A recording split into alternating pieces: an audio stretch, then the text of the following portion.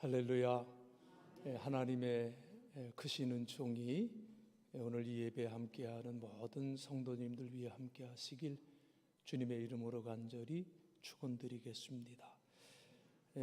오늘 시간은 5월 가정의 달을 맞이하면서 자녀를 기르시고 계시는 부모된 여러분들, 그리고 장성했지만 이미 자녀를 두고 계신 부모님에게 주시는 말씀을 나눴으면 좋겠다, 이런 생각을 갖고 설교를 준비했습니다.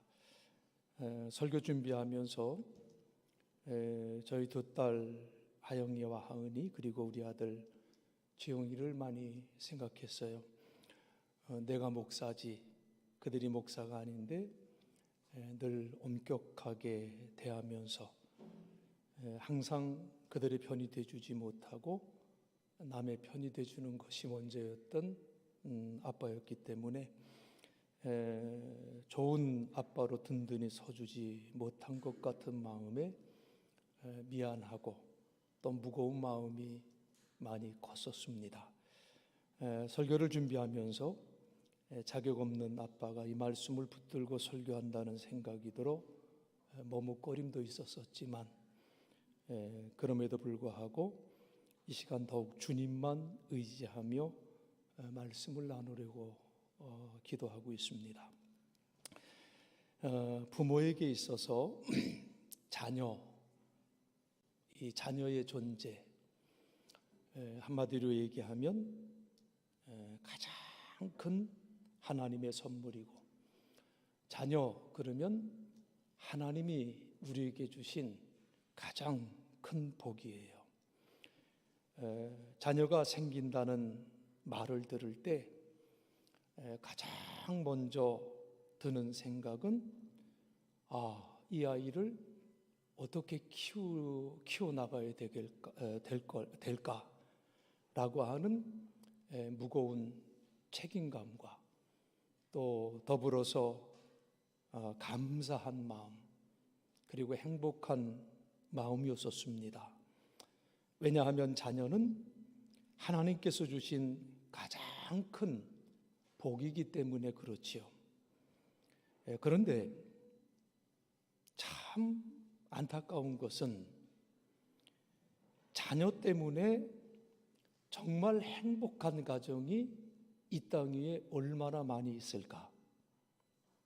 오히려 자녀로 인해서 힘들어하는 가정이 이 땅에 더 많지는 않은가? 자식 때문에 힘들어하고 고통받는 사람들이 많아요. 자녀가 잘 되기를 바라고 밤낮 가리지 않으며 열심히 일해서 돈을 벌고, 그리고 그들의 양육을 위해서 정말 말로 표현할 수 없는 많은 애씀이 있었지만 정작 자녀는 망가지는 경우가 참 많이 있다는 거예요. 분명히 자녀는 하나님이 주신 가장 큰 복인데 자녀로 고통당하는 가정이 우리 주변에 왜 이렇게 많이 있을까? 여러 요인들이 있겠지만 가장 큰 문제 가운데 하나는 부모된 우리가 이 자녀들을 내 마음대로 길렀기 때문이다. 이것을 우리가 무시할 수 없을 거예요. 자녀를 사랑해서 잘 길러주고 싶다는 마음은 컸지만 정말 잘 기르는 길이 뭐냐, 이것을 놓치고 살아올 때가 많이 있었다는 거지요. 부모 자신도 죄인이고 부모 자신도 어쩔 수 없는 이기적인 존재라고 하는 것을 먼저 깨달아야 된다는 거예요. 그래서 나타나는 현상이 뭐냐면 사랑한다고 하는 일이 오히려 자녀를 망치는 일들이 참으로 많아요. 여러분, 요즘에 자녀와 부모의 관계에서 신조어들이 굉장히 많아요. 신조어도 아니에요. 벌써 많이 지나간 얘기들이 됐지요. 뭐 빨대 얘기서부터 시작해서 헬리콥터 얘기도 나오고요. 헬리콥터 맘이라고 또 들어보셨죠? 자녀 양육, 자녀 교육 극성스러울 정도로 관심이 많아서 그 헬리콥터처럼 애들 주변에서 그냥 이렇게 맴돈다고 해서 이런 이름이 붙였는데요. 이런 부모들이 점점 많아지면서 참 많은 일들이 일어난다고 그래요. 사실 이렇게 자녀들을 돌봐주는 것이 뭐 유치원이나 초등학교 때처럼 스스로 많은 것을 할 수 없을 때 옆에서 도와주는 부모가 아니라 뭐 요즘에는요 대학까지 진출도 했고요. 요즘에는 그 부모님들이 군대까지 다 진출을 하셨대요. 그래가지고 성적이 잘 안 나오면 교수한테 부모가 직접 따지고요. 또 애가 아파서 학교를 못 나가면 부모가 대리 출석해 주는 사람도 생기고요. 또 뭐 군대 중대장에게 전화해서 아들 안부를 챙기는 부모도 있고요. 그래서 대학 유치원, 또 국방 유치원 뭐 이런 얘기도 있다고 합니다. 어느 부모인들 자기 자식을 세심하게 돌보며 키우고 싶은 마음이 없겠습니까? 이런 마음이 크면 클수록 그 자녀의 주변을 돌면서 내가 핸들링을 하려고 하는 것이 아니라 오히려 그런 마음이 클수록 하나님의 말씀에 귀를 기울여야 되는데 그것을 많은 사람들이 놓치고 있다고 하는 거죠. 우리의 자녀는 부모의 소유가 아니에요. 우리의 자녀는 하나님의 소유라고 말씀해 주셨습니다. 마리아가 예수님을 잉태한 후에 얼마나 조심스럽게 예수를 길렀겠습니까? 부모는 그러한 마음으로 자녀를 키워야 된다는 거지요. 오늘 말씀에 보면 이런 말씀을 우리에게 주고 계세요. 부모가 자녀를 노엽게 하지 말라라는 말씀이 기록이 되어 있습니다. 저는 이 말씀 앞에서 이런 생각을 해보았습니다.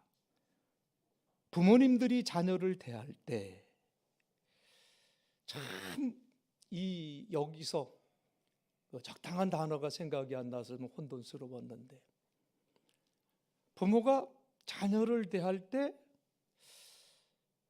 너무 관대하다고 할까? 너무 다른 말로 표현하면 생각이 없다고 얘기를 하면은 기분이 나쁘실 것 같고요. 무관심한 것은 아닐까? 이런 생각에 혼돈이 좀 오는 것은요. 이런 거예요. 자녀들이 때로는 짜증도 내고요. 과도하게 자신의 감정을 표현할 때가 있고요. 이 자녀들이 굉장히 버릇 없이 행동할 때도 있는데 대다수의 부모님들이 그것을 별거 아니라고 생각해요. 생각이 없는 거예요. 너무 관대한 거예요. 어떻게 보면 가장 중요한 핵심에 대해서 무관심하게 넘어가 버리는 거예요. 그런데 생각해 보면 맞아요. 어린 아이들의 행동 그 하나하나는 모든 게 다 예뻐요. 어쩌면 그렇게 예쁠 수가 없어요. 심지어는 짜증내고 보채고 때를 쓰고 뭐 뒹굴고 그냥 엄마 아버지를 때리고 말이지. 그런데도 예쁘다 내 새끼 이러는 부모들이 참 많이 있다는 거예요. 예쁘긴 예쁘지요. 충분히 그럴 수 있지요. 귀엽고 작은 애가 어떻게 그렇게 심각한 표정으로 이런 심각한 말을 이런 어른스러운 말을 할 수 있지. 야, 너 대단하다 이렇게 얘기를 해요. 물론 이 대조적인 모습에 어른들은 귀엽다고 웃을 수가 있을 거예요. 자연스러운 모습이겠죠. 그런데 문제는요. 그 자녀들이 다 크고 난 다음에 그 어릴 적에 했던 그 행동 버릇없고 그리고 과도하게 자신의 감정을 표현하고 부모에게 짜증을 내요. 화를 내요. 그때 부모님의 마음이 어떠십니까? 아이고, 내 새끼 어쩜 이렇게 예쁘냐? 이렇게 말할 수 있는 부모가 어디 있냐 그 말이에요. 견디지를 못해요. 견디지를 못해요. 다 큰애가 그러면 너무 힘들어해요. 저는요, 죽고 싶다는 얘기도 들어요. 우리가 심각하게 생각해야 될 것이 있는데요, 부모가 감정을 섞고 자녀를 야단칠 때, 그때 마귀는 자녀들의 마음을 사로잡게 된다는 거예요. 자녀 역시 감정은 상하고 화가 나는데 그것을 표출하지 못하게 되면서 부모를 미워하게 되고요, 부모를 떠나고 싶은 마음을 갖게 되고요, 더 심각한 관계가 되면 죽고 싶은 마음, 죽이고 싶은 마음까지 생기게 된다는 거죠. 우리는 자녀들에게도 감정이 있음을 항상 인정해야 되지요. 어리면 어릴수록 더 섬세해서 상처받기 쉬운 대상이 자녀들이에요.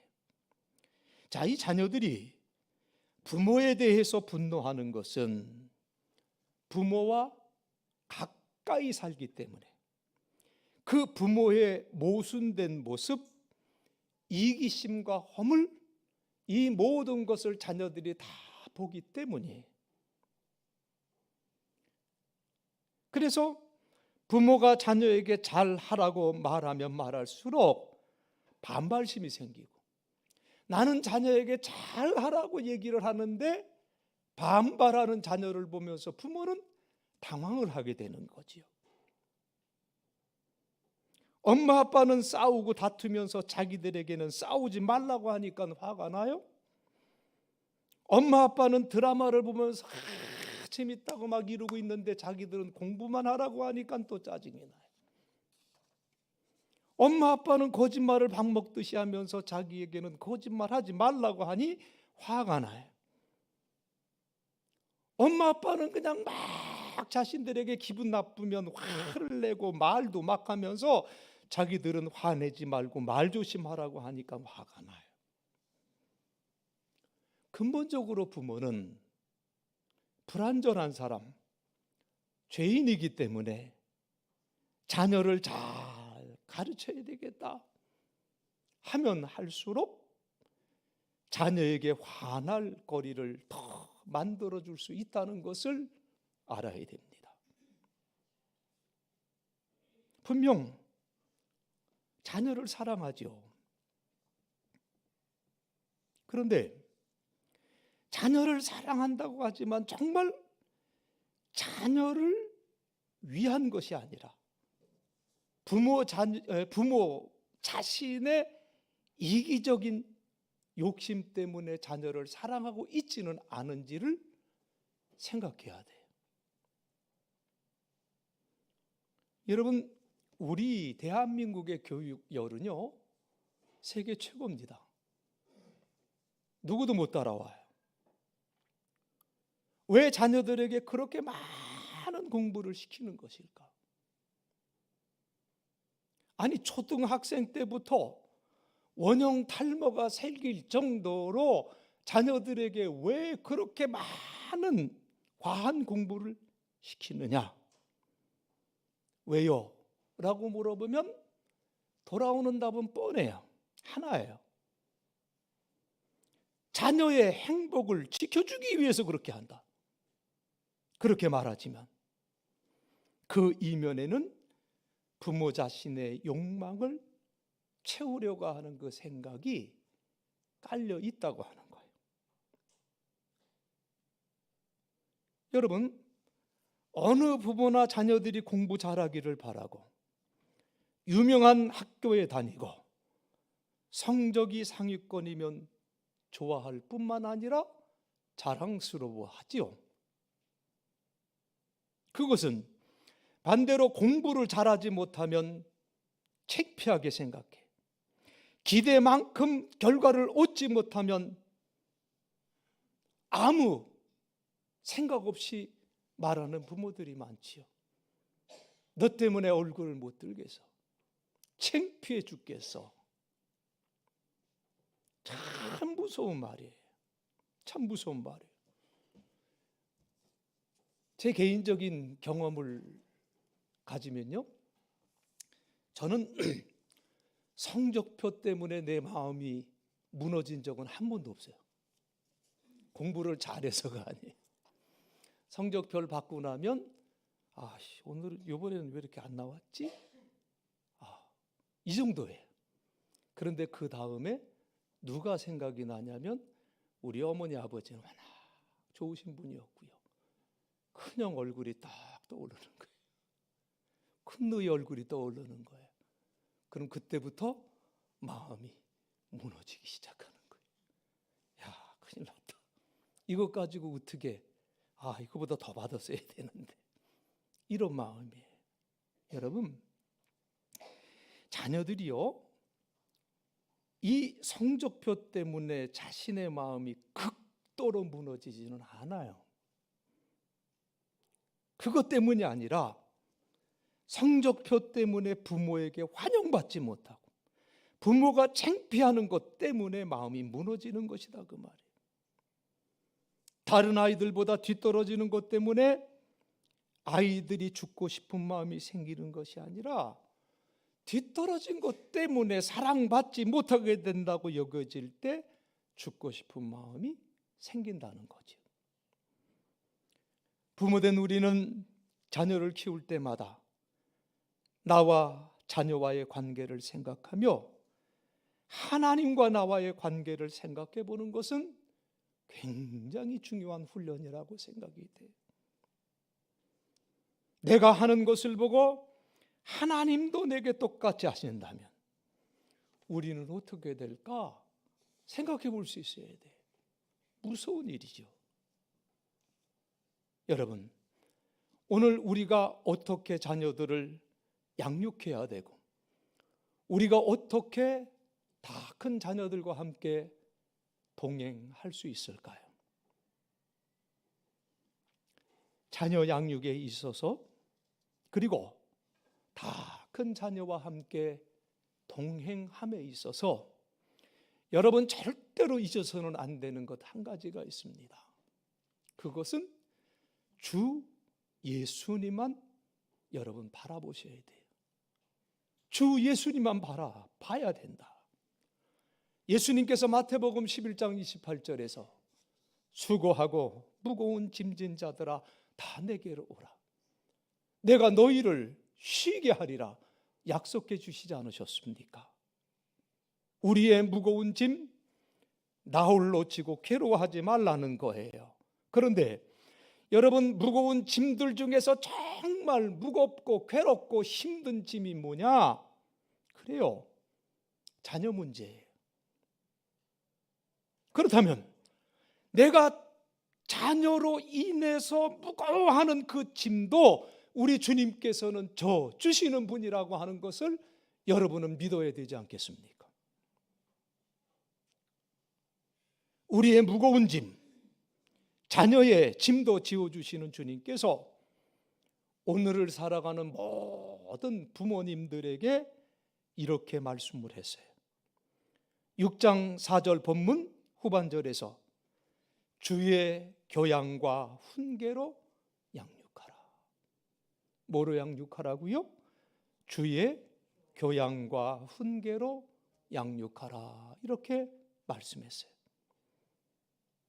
자, 이 말씀을 단순히 표현하자면, 바꿔서 생각해 보면 주의 교훈과 훈계로 양육하라고 말씀했으면 더 이상 누구의 것으로 양육하지 말라는 거예요. 부모 자신의 교양과 부모 자신의 훈계로 양육하지 말라는 거예요. 이제는 자녀를 주님께 내어 드리자는 거지요. 부모된 우리는 부모인 내 자신보다 하나님이 내 새끼들을 더 사랑하신다는 것을 믿어야 돼요. 부모 자신보다 주님이 자녀들과 더 가까이 계시다는 것을 깨달아야 돼. 언제 어디서나 내 자녀와 함께 하시고 언제까지나 함께 하신다는 이 사실을 여러분 믿으시기를 간절히 바랍니다. 이것이 주의 교양과 주의 훈계로 양육하는 길이라는 것을 믿으시기 바랍니다. 한동대 이기복 교수님의 간증에 이런 재미있는 글이 있어요. 고등학교에 올라간 딸의 성적이 툭 떨어졌다는 거예요. 중학교 때까지는 곧잘 했는데 그 딸의 성적이 고등학교 때 뚝 떨어졌대요. 그때 주님의 마음으로 그 딸을 보니까 분명히 우리 하나님은 내 딸을 사랑하고 계시다라고 하는 것이 믿어지더래요. 그래서 그 성적표를 갖고 온 그 딸을 이렇게 안아주면서 나는 성적과 관계없이 너를 사랑해, 이렇게 토닥거리면서 얘기를 해줬다고 그래요.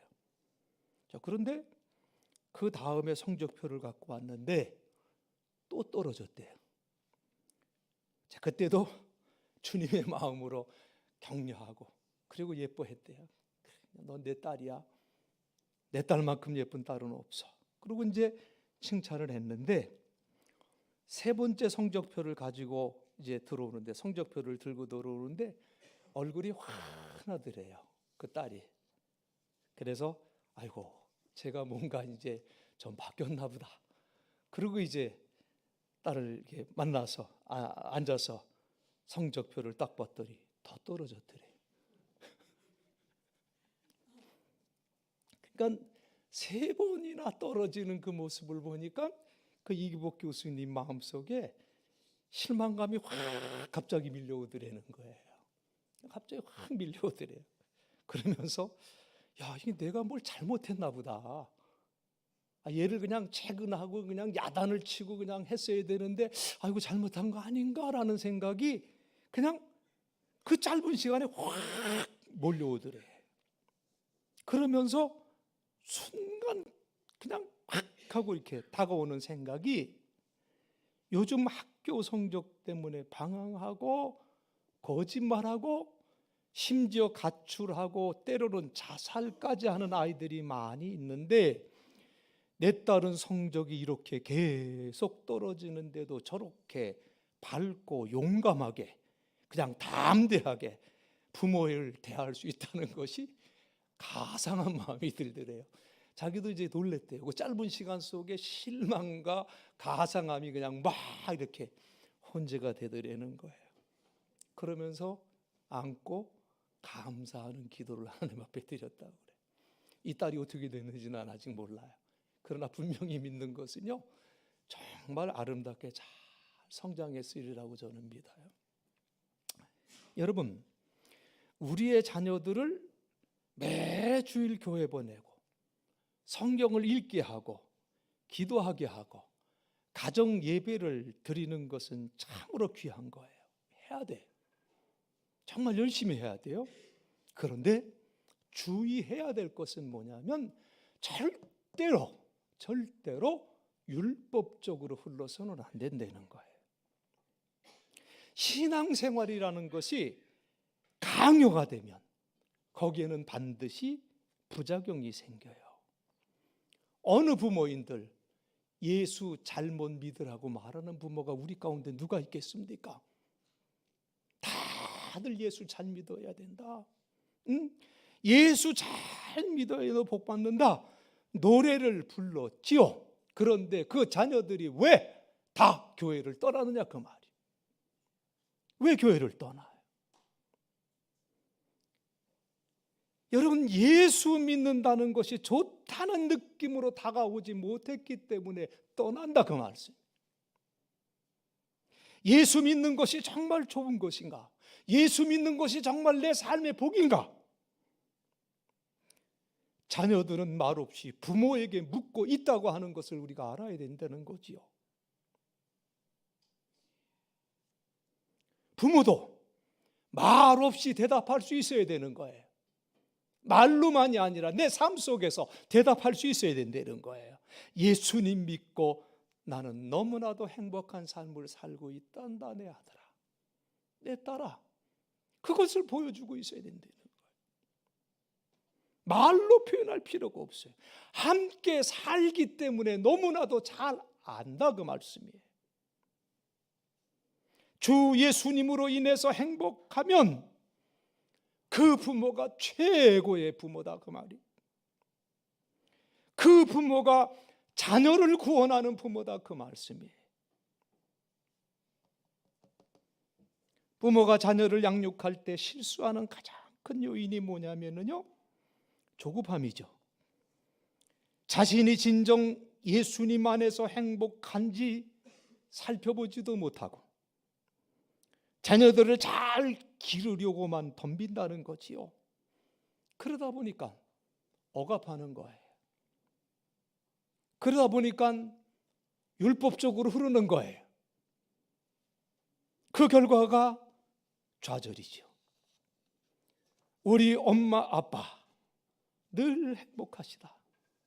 힘드실 텐데 어쩌면 저렇게 잘 의연하게 이겨나가실 수 있으실까?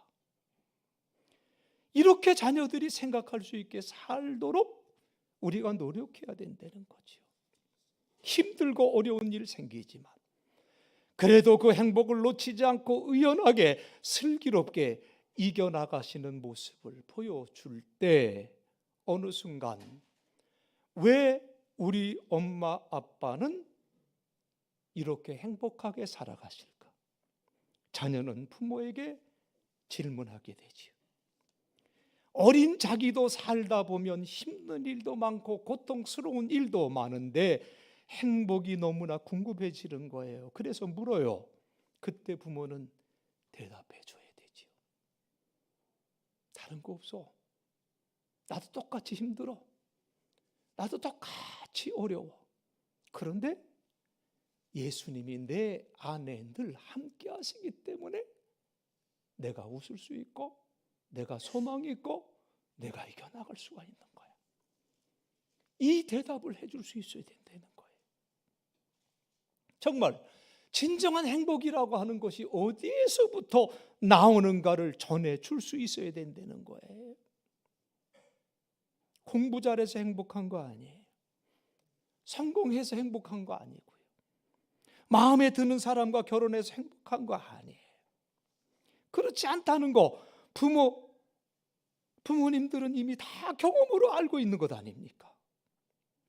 저는 이 시간 부모가 이렇게 해야 된다 저렇게 해야 된다 그 말씀을 드릴 수가 없어요.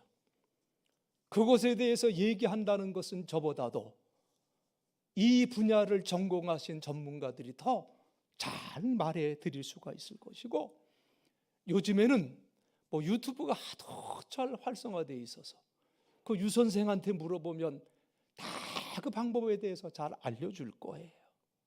그런데 저는 한 가지만큼은 분명하게 말씀드리고 싶은 것이 있는데, 예수 믿는 부모가 자녀들에게 줄 수 있는 최고의 유산은 돈이 아니라는 거예요. 그것은 부모가 예수님으로 인해서 행복한 삶을 사는 것, 부모가 예수님으로 인해서 항상 승리하며 살아가는 그 모습, 이것만큼 크고 복된 유산이 없다고 하는 것을 여러분 믿으시기를 간절히 바랍니다. 여러분, 우리가 정신 차려야 돼요. 내가 예수를 왜 잘 믿어야 되느냐? 내 복도 중요하지만 내 자녀를 위해서 우리는 정말 예수 잘 믿어야 돼요. 진짜 잘 믿어야 돼. 그리고 항상 주님이 지금 함께 계신다고 하는 것을 명심하고 우리가 살아야 됩니다.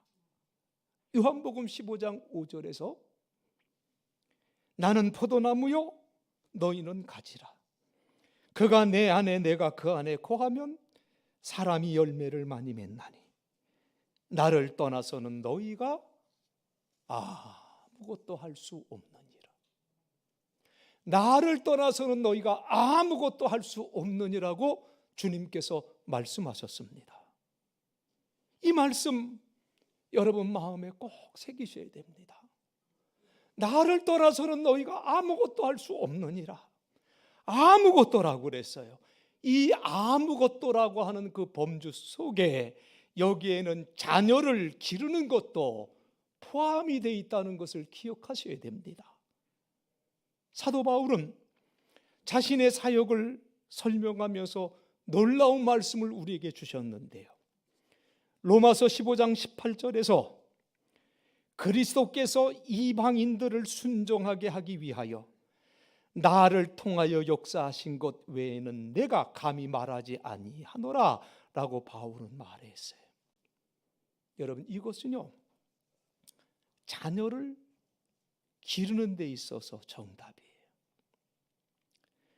바로 이방인들을 순종하기 위하여 바울이요, 나를 통하여, 바울을 통하여 역사하신 것 외에는 내가 감히 다른 것 말하지 않겠노라. 바울이 이 고백을 하고 있거든요. 이 고백이 자녀를 기르는 그 길에 정말 길라잡이다 말이에요. 이게 정답이라는 거예요. 다시 말해서 주님께서 나를 통하여 우리 아이들에게 말하게 하여 주옵소서. 바울은 스스로 자기 마음대로 말하지 않았어요. 주님을 통해서 말을 했어요. 주님 주신 말씀을 전해줬어요. 그러니 주님, 나를 통하여 아이들을 기르게 하여 주시고 나를 통하여 주님의 말씀을 전하게 해주세요. 이 기도가 우리에게 있어야 되겠지요. 그래서 베드로전서 4장 11절에서 만일 누가 말하려면 하나님의 말씀을 하는 것 같이 하고 누가 봉사하려면 하나님이 공급하시는 힘으로 하는 것 같이 하라고 말씀을 했습니다. 하나님이 공급하시는 힘으로 여러분의 자녀들이 아름답게 세워나가는 은혜가 함께 하시길 주의 이름으로 축복합니다. 마지막으로 두 성경의 인물을 잠깐 생각해 보고 싶은데요. 여러분, 모세 잘 아시지요? 사무엘도 잘 아시지요? 이 모세와 사무엘에게는요, 이 두 사람에게는 공통점이 하나가 있습니다. 그 공통점이 뭐냐면 그 둘 모두가 믿음이 아주 좋은 부모를 통해서 자랐는데, 그 부모를 통해서 자랐는데 그 자란 시기가 어느 때까지였냐면 젖될 시기까지였다는 거예요. 이게 공통점이에요. 자, 이 두 사람은요, 모세와 사무엘은 젖될 때까지 엄마의 기도로 자란 사람들이고 엄마로부터 하나님의 말씀을 들었고요, 그리고 젖을 뗀 후에 엄마의 슬아를 벗어났어요. 그래서 사무엘은 엘리 제사장에게로 갔고 모세는 애굽의 왕궁으로 들어갔습니다. 먼저 사무엘은 엘리 제사장에게로 갔지만 안타깝게도 엘리 제사장은 타락한 제사장이라 그에게서 하나님에 대해서 배울 것이 없었습니다. 그리고 모세는 애굽의 왕궁에 들어가서 이방 첨단 학문을 배우며 자랐기 때문에 더더욱이 하나님에 대해서 배울 기회가 없었었지요. 그런데 여러분, 그들은 젖될 때까지 어머니를 통한 기도와 하나님에 대한 말씀으로 하나님의 신실한 종이 이미 되었고 위대한 지도자가 되었다는 거예요. 여러분, 우리의 자녀들도요, 언젠가는 험한 세상에 나가야 할 것이고 또 이미 세상에 나가서 자신의 길을 개척해 나가는 자녀들이 여러분에게는 분명히 있으실 것입니다. 그 길에는 무서운 유혹이 있을 수도 있을 것이고, 말할 수 없는 어려움이나 시련도 우리의 자녀들은 겪을 수 있을 것입니다. 그런 세상에서 우리의 자녀가 모세와 사무엘 같이 위대한 지도자가 될 수 있으려면 주님과 인격적으로 동행하게 해주는 그 눈을 열어주는 것밖에는 다른 길이 없습니다. 그 눈을 열어주는 것이 여러분 무엇이겠습니까? 그것은 주님께서 자녀들의 마음에 계시다는 것을, 우리 주님이 나의 자녀들 마음에 계시다는 것을 항상 깨우쳐 주는 것이다. 항상 깨우쳐 주는 것이다. 그리고 자녀들이 주님과 인격적이고 친밀한 관계를 맺도록 여러분들은 옆에서 야단을 치는 것이 아니라 격려해 주는 것이다, 그 말이에요. 그러기 위해서 우리 부모는 실패를 두려워하지 말고 믿음의 길로 나가고자 하는 결단이 있어야 됩니다. 자녀를 양육할 때 일어나는 모든 상황이, 그리고 다 자란 자녀들과 함께하는 그 모든 상황들이 이제는 주님과 함께하는 자리로 만들고자 하는 결단과 노력이 우리에게 있어야 된다는 거예요. 그 일에 성공하기 위해서는 부모된 저와 여러분들이 자녀들을 위해서 우리의 자녀가 생각날 때마다 늘 하나님 앞에 기도하시기를 바랍니다. 사랑하는 내 아들 아무개야, 사랑하는 내 딸 아무개, 그 이름을 부르면서 그의 마음속에 하나님이 함께 하심을 믿어지게 하여 주시옵소서. 그 마음속에 주님의 임재를 체험할 수 있도록 하나님 도와 주시옵소서. 여러분, 이 기도를 끊이지 아니하고 계속해서 여러분 자녀를 위해서 기도해 주시기를 바랍니다. 사랑하는 성도 여러분, 자녀를 잘 기른다고 하는 것, 다 컸지만 그 자녀를 잘 이끌어 준다는 것, 이것은 어떻게 보면 부모에게 있어서 가장 무거운 짐 중에 하나일 거예요. 그러나 그것은 내 힘으로 해보려고 하니까 무거운 짐이 될 수밖에 없고, 내 힘으로 하려고 하니까 그 짐에 눌려서 어찌할 수가 없는 거예요. 이제는 나와 함께 하시는, 이제는 우리와 함께 하시는 주님께 맡기는 저와 여러분 되어지시기를 간절히 바랍니다. 그것이 부모가 살고 자녀들이 살고 우리 모두가 축복받는 길임을 마음에 새기시고, 늘 여러분이 하셔야 될 것은 하나님이 내 자녀와 함께 하심이 믿어지게 해 주옵시고, 내 딸 내 아들이 항상 주의 임재를 체험할 수 있도록 도와주옵소서. 기도하는 여러분 되어지시길 주의 이름으로 간절히 축원드리겠습니다. 기도하겠습니다. 사랑의 하나님, 5월 가정의 달을 우리가 보내면서 부모된 우리의 모습과 자녀들의 모습을 생각할 수 있도록 인도하심을 감사합니다. 하나님, 우리의 가정이 날마다 주님과 동행하는 가정이 될 수 있도록 도와주시기를 원합니다.